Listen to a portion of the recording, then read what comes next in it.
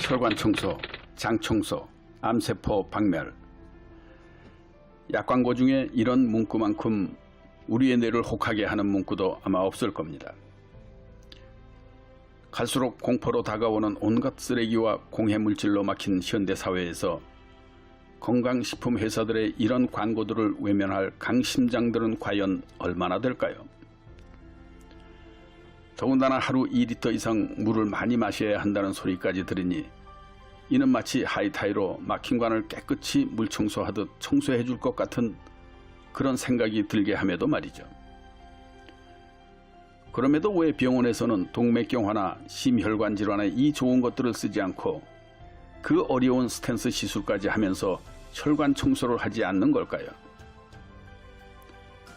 흔히 심근경색, 뇌경색들에 사용하는 양방의 항응고제인 헤파린과 와파린, 혈전 용해제인 유로키나제와 스트랩토키나제, TPA, 그리고 콜레스테롤 억제제인 스타틴 계열의 부작용이 심한 약물을 사용하면서까지 말이죠. 특히나 콜레스테롤 억제제인 스타틴 계열의 약물은 지방과 콜레스테롤로 만들어지는 세포막을 손상시켜 두뇌 활동의 저하와 발육부진은 물론 간기능 손상과 손발저림, 근육세포의 파괴에 따른 근육통과 근육피로 등의 부작용을 감내해야 하는 약물임에도 말이죠. 더욱이 이 약물의 효과는 운동이나 식이요법과의 비교 실험으로도 별 차이가 없다는 많은 연구 논문의 결과에도 미국에서는 여전히 판매량 1, 2위를 유지토록 처방되어지는 이 스타틴계 약물의 가장 큰 부작용은 근육이 분해되는 것으로서 분해된 근육 성분이 콩팥을 망가뜨리면 혈뇨 증상과 함께 심하면 목숨도 앗아가는 무서운 증상입니다. 즉 이런 스타틴 계열의 약은 간에서 콜레스테롤을 합성시키는 환원 효소의 활성을 억제해 혈중 콜레스테롤 수치를 떨어뜨리게 하는 약인데 이 환원 효소인 코엔자임 Q10은 전신의 모든 세포의 활성화에 스파크 역할을 하는 것으로서 이것이 약해지면 마치 배터리 힘이 약해 엔진이 꺼지듯이 심장이 꺼지는 심정지까지도 발생케 되는 겁니다. 또한 세포에 따른 모든 현상, 즉 노화는 물론 면역세포의 부실에 따른 면역력 저하와 발기부전에까지 온갖 만성염증의 성인병과 감염의 무방비 상태가 만들어지게 되는 것이죠. 더군다나 스타틴 계열의 약은 근본적으로 고지혈증을 치료하는 약이 아니라 약을 먹을 때야만 콜레스테롤 수치를 떨어뜨리는 것이기 때문에 고혈압약처럼 평생 복용해야 하는 약이라는 사실입니다. 그래서 이런 약을 계속 들게 되면 오히려 인체에서 활성화되어야 할 코엔자임 Q10 부족으로 콜레스테롤에 의한 폐해보다 더 심각한 부작용이 발생되는데 이때 그냥 약을 끊으면 되는 걸 의사와 제약회사에서는 이를 다시 보완하기 위해 반대로 억제시킨 코엔자임 Q10을 합성하여 이를 위한 보조제라며 또한 세포의 활력제라며 선전을 합니다.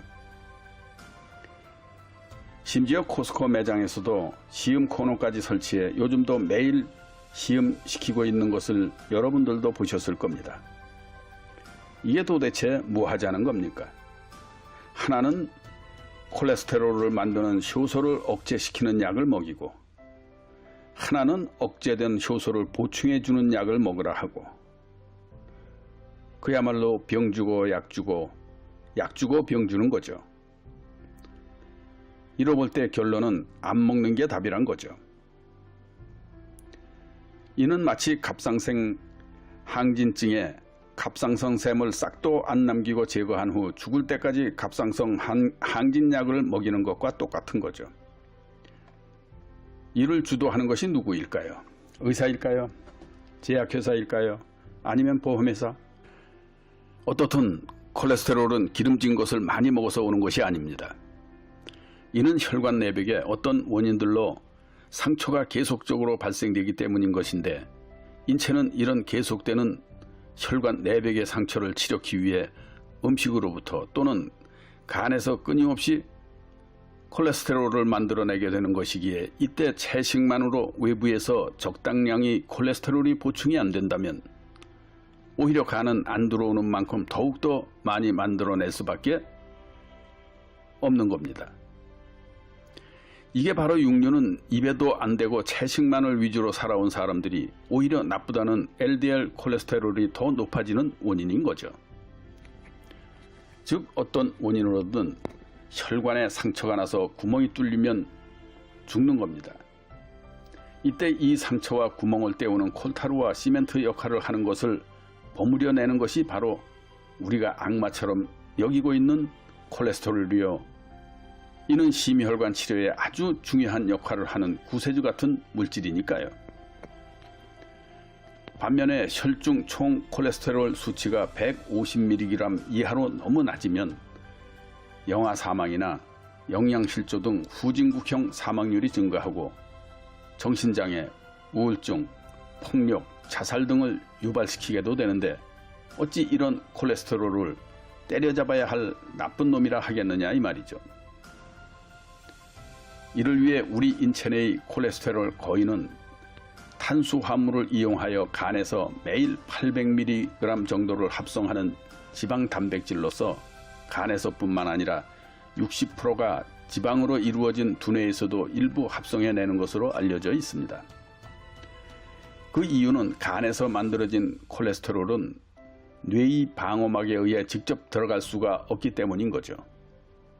물론 음식을 통해서도 일부 충당되는데 그 양은 20% 정도로서 질병의 직접적 요인으로 보긴 어려운 처지임에도 환자는 물론 의사들도 거의 하나같이 기름진 거 먹지 말라는 조언을 해야 됩니다.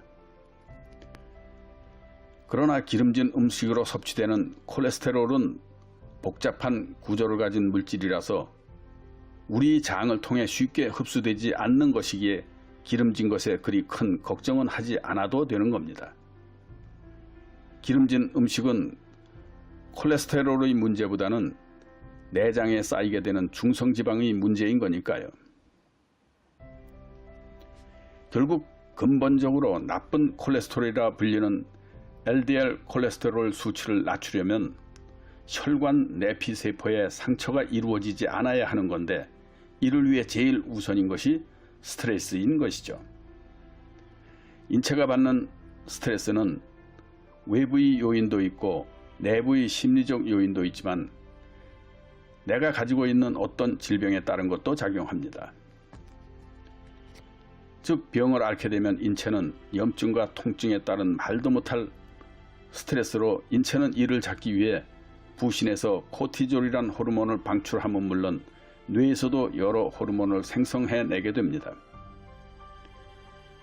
이것이 과잉으로 분비되면 이런 것들이 바로 난치 대명사로 불리는 만성 자가 면역성 질환들을 만들어 나의 정상세포는 물론 혈관 내벽도 공격하여 상처를 만들고 이에 인체는 이를 위한 땜방용 콜레스테롤을 만들어 이 상처로 구멍이 뚫리지 않도록 발라버리다 보니 혈관 내강이 좁아지고 심하면 막히게 되는 것이죠.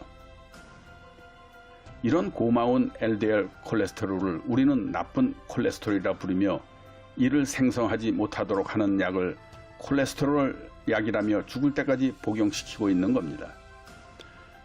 정말 억울하고도 억울한 LDL 콜레스테롤 이런 거죠. 만약 간에서 만들어지는 이런 콜레스테롤을 이 같은 부작용 없이 생성 못하도록 억제시키는 약이 개발된다면 어떻게 될까요? 끊임없이 공격당하는 혈관에 상처가 생기고 구멍이 뚫리고 출혈이 생긴다면 누가 이를 막고 수리할 수 있을까요?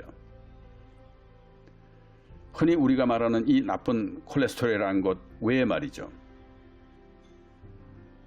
콜레스테롤은 이뿐만이 아닙니다. 항산화작용으로 혈관을 보호하고 피로회복은 물론 체내 세포막 형성과 재생, 그리고 남성 호르몬과 여성 호르몬인 성호르몬과 비타민 D의 생성, 지방질을 분해하는 효소, 소화효소인 담즙 또한 이런 콜레스테롤로 만들어집니다. 이토록 인체에서 절대적이고 필수적인 이들 존재를 아직도 여러분들은 나쁜 콜레스테롤이라 부르시겠습니까? 결국 혈관 내 고지혈증은 염증을 컨트롤하지 못해서 이루어지는 것입니다.